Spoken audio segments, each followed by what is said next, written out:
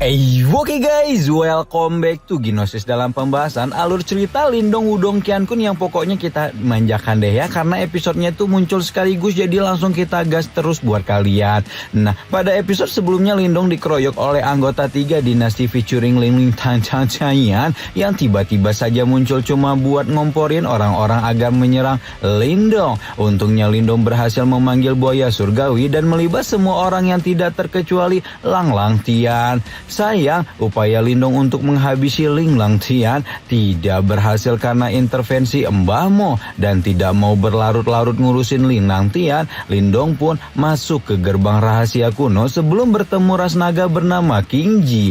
Berkat bantuan King Ji, Lindong berhasil menerobos ranah Nirvana 3 Yuan, sementara Lin Diao menyempurnakan pil reinkarnasi dan mendapatkan tubuh fisiknya kembali. Keduanya kemudian bergabung kembali dengan Lin Yan dan bergegas menuju kota Wangxian yang menjadi pintu gerbang pertama menuju perang 100 dinasti. Gimana cerita selanjutnya? Langsung aja atuh kita terobos.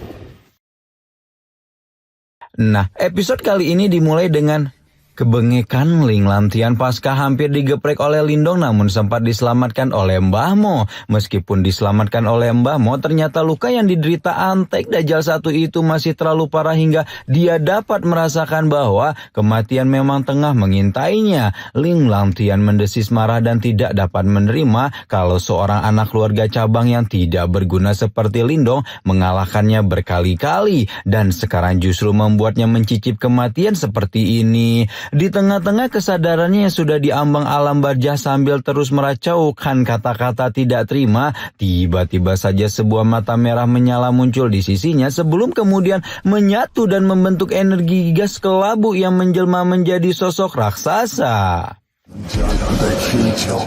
Raksasa bermata merah itu menawarkan agar Ling Lang Tian bekerja sama dengannya dan dia berjanji akan memberi pemuda itu kehidupan baru, kekuatan yang dia butuhkan serta kejayaan dan kesepakatan untuk membalaskan dendam yang begitu dia dambakan. Oke, sekarang kita tinggalin dulu nih Antek Dajjal 1 dan balik lagi ke karakter utama kita Lindong yang sedang OTW ke kota Wangxian namun malah menyaksikan adegan gerombolan lelaki mesum yang tampak mengejar seorang gadis kecil tak berdaya. Gerombolan lelaki itu terus menyebut bahwa si gadis tidak memiliki kapasitas untuk mendapatkan warisan luar biasa seperti apa yang dia miliki, sebelum kemudian meminta gadis itu untuk ikut dengan patuh daripada dibuat menderita karena berada dalam kondisi setengah hidup dan setengah mati.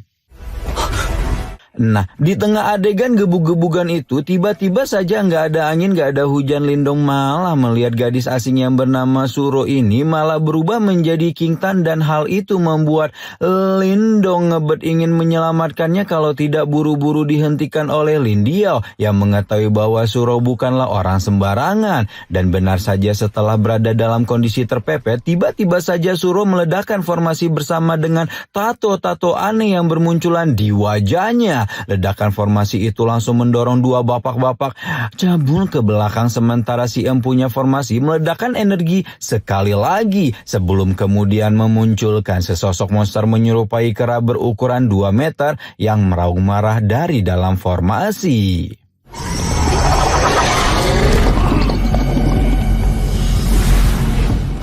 Lindong dan dua saudara pungutnya hanya bisa terpana melihat pemandangan itu, sementara dua bapak-bapak yang sebelumnya memburu Suro malah tampak antusias karena mengenali si kera besar yang kita panggil aja dia Wukong ini merupakan kekuatan warisan yang Suro miliki. Dua bapak-bapak yang gak tahu diri itu pun memutuskan untuk segera menangkap Suro sebelum menguasai warisan sepenuhnya, dan tanpa pikir panjang menarik keluar senjata mereka untuk menyerang. Namun tampaknya dua bapak-bapak ini telah meremehkan kekuatan si Wukong karena meski belum dapat dikuasai secara penuh oleh pemiliknya, iblis kera itu memiliki lebih dari cukup kekuatan untuk menggeprek NPC tidak berguna seperti mereka berdua.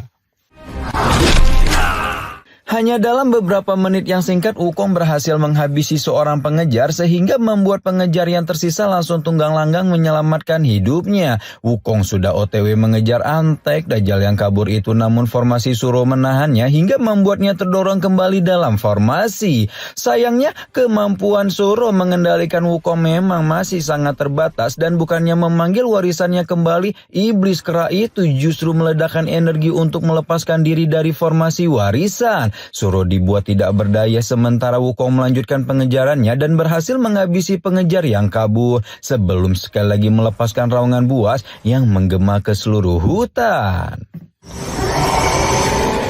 Nah, setelah sekarang dua bapak-bapak cabul itu dibuat mendapatkan karmanya, Wukong yang tidak memiliki tujuan lain kemudian berlari dengan langkah barbar ke arah formasi tempat Shuro berada. Hingga Lindong yang sebelumnya khusyuk mengamati langsung tahu bahwa iblis kera itu kehilangan kendali. Kali ini tanpa pikir panjang, Lindong segera melompat ke dalam formasi dan menggelontorkan sejumlah besar energi untuk mengembalikan kesadaran Shuro sehingga gadis itu dapat mengendalikan formasinya kembali. Untungnya Lindong bergerak benar-benar tepat pada waktunya sehingga Shuro yang masih lemah letih lesu mendapatkan cukup kekuatan untuk mengembalikan Wukong dalam formasi pemanggilan.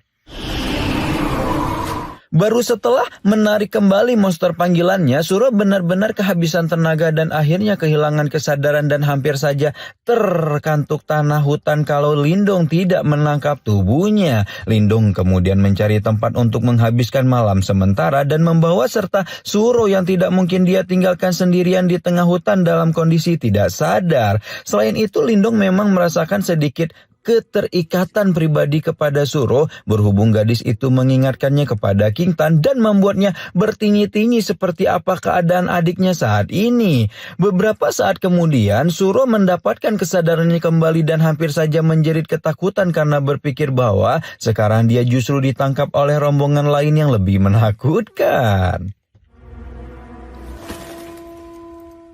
Namun kemudian Shuro mendapatkan setitik ingatan sebelum hilang kesadaran dan memahami bahwa Lindong bukan sembarangan rombongan bapak-bapak cabul kaya sebelumnya. Namun pemuda itu justru memberikan bantuan untuk mengendalikan iblis panggilannya. Bantuan itu membuat Shuro auto tersipu malu, tidak menyangka bisa bertemu dengan abang-abang ganteng di tengah hutan yang mengerikan seperti ini. Meski memahami bahwa Lindong adalah orang baik, Shuro sadar bahwa dirinya adalah pembawa kesialan dan akhirnya menjerumuskan untuk memisahkan diri dari rombongan daripada menularkan kesialan itu pada penolongnya. Lindong sempat ingin mencegah Shuro pergi, namun lagi-lagi Lindio mengingatkan manusia pungutnya untuk berhenti mencari masalah selama berada di tempat berbahaya ini.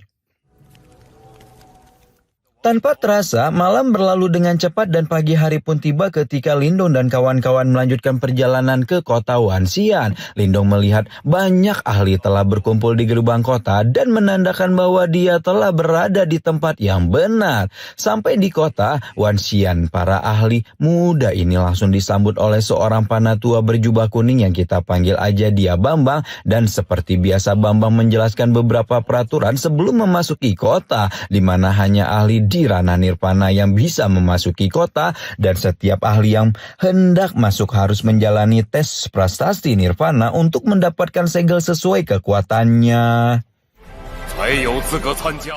Segel ini akan dibagi menjadi 3 golongan besar, yaitu Ren atau manusia, Di atau bumi, dan Tian atau langit. Masing-masing golongan masih akan dibagi menjadi beberapa peringkat dan tujuan mereka di dalam kota nanti adalah mengumpulkan sebanyak mungkin segel nirvana meskipun harus merebutnya dari orang lain. Bambang menjelaskan peraturan tambahan di mana apabila seorang ahli berhasil mendapatkan segel nirvana tingkat langit, maka mereka akan mendapatkan kesempatan untuk memperebutkan peringkat nirvana emas. Selama Bambang menjelaskan sudah ada beberapa ahli yang menguji peruntungan mereka di prestasi nirvana sampai akhirnya tiba giliran Lindong yang langsung menarik perhatian banyak orang karena kontroversinya menantang dinasti-dinasti besar.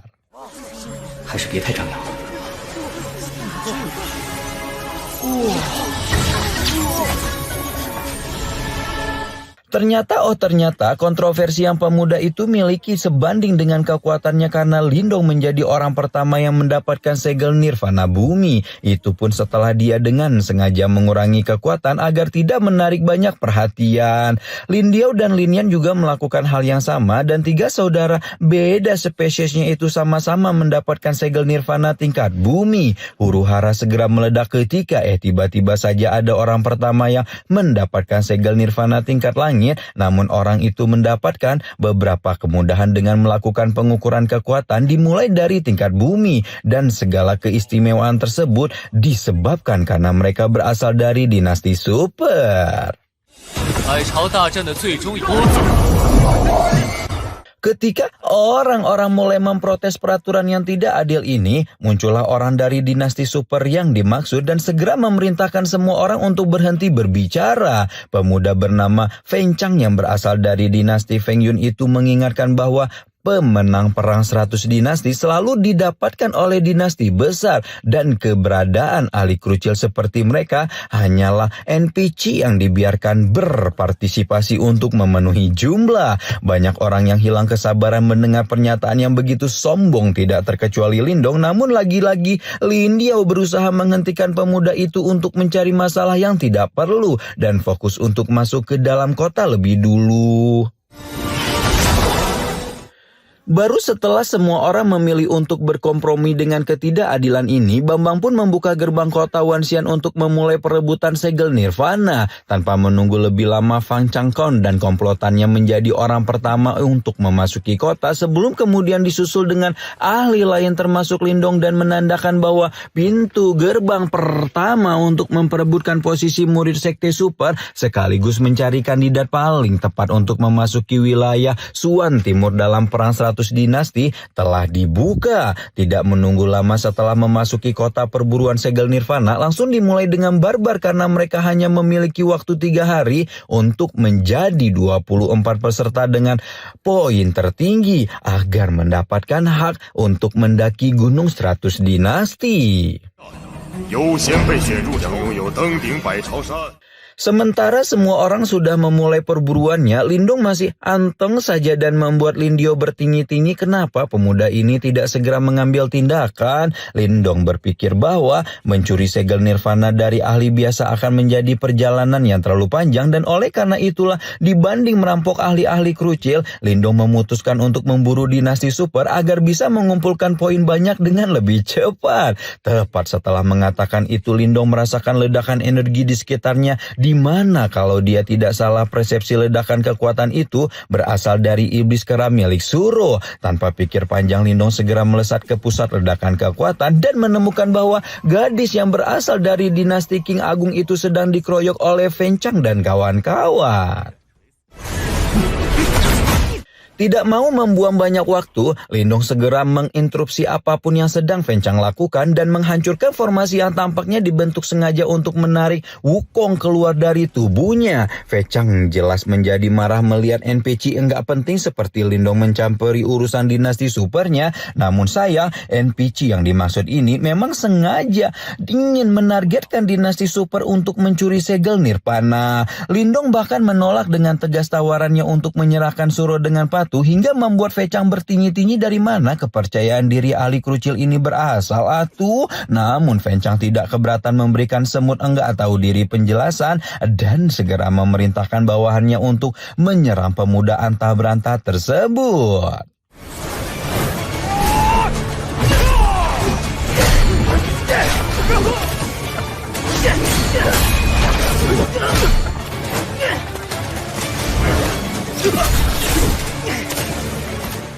Namun sebelum dia berhasil menggeprek Lindong, antek-anteknya sudah lebih dulu digeprek oleh Lin Yan dan Lin Diao yang mencalonkan diri untuk memberi manusia dinasti super enggak tahu diri ini pelajaran. Lindong segera menolak ide tersebut berhubung kekuatan Lin Diao pasca kebangkitannya masih belum stabil dan dia akan melawan Feng Chang secara pribadi. Feng Chang tertawa kencang melihat kesombongan tak berdasar dari ahli dinasti kecil dengan kekuatan ranah nirvana 3 yuan seperti Lindong dan segera melakukan serangan untuk menuju menunjukkan seperti apa kekuatan dari orang yang boleh menyombongkan diri. Orang-orang sok keras kayak gini emang matinya cepet. Dan Fencang sama sekali tidak mengetahui bahwa Lindong memiliki lebih dari cukup kekuatan untuk bersikap sombong di hadapannya.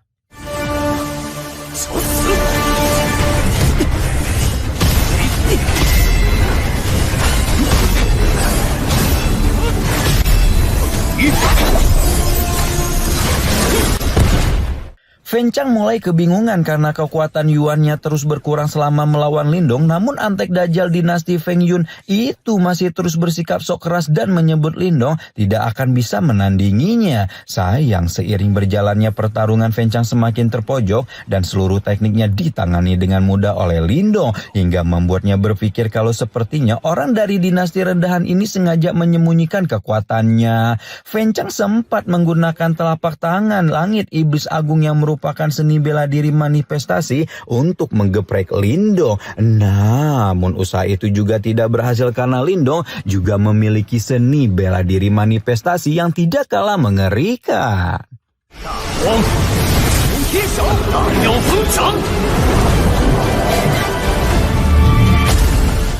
Saat ini Fencang yakin benar bahwa Lindong memang seorang ahli yang setidaknya berada di ranah nirvana 4 Yuan sepertinya, atau justru lebih kuat yang membuat posisinya menjadi sangat tidak menguntungkan. Seolah situasi tidak bisa menjadi lebih buruk lagi untuk Fencang, Lin Diao dan Lin Yan juga menyelesaikan pertarungan mereka berdua dengan mudah dan membuat Feng Yun memasang wajah gelap ketika dia melihat antek-anteknya juga digeprek oleh pengikut Lindong. Kondisi yang sangat membagongkan ini pada akhirnya membuat Fencang tidak punya pilihan lain kecuali menggunakan harta karun roh tertingginya, yaitu segel raungan langit naga hitam, untuk menyelesaikan pertarungan.